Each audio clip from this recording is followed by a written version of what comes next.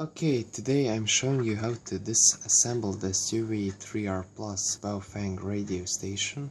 Basically, this is a quick walkthrough how to disassemble it, so let's start.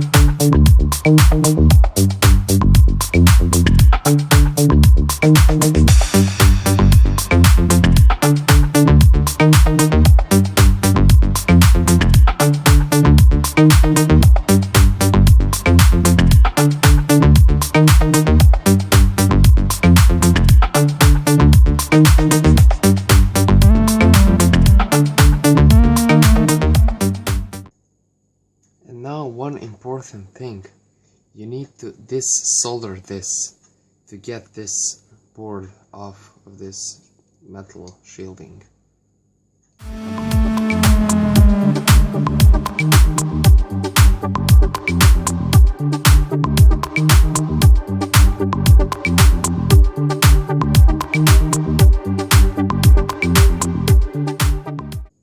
And that's it. This is the whole station, whole Baofeng UV-3R Plus disassembled. Thanks for watching and see you next time.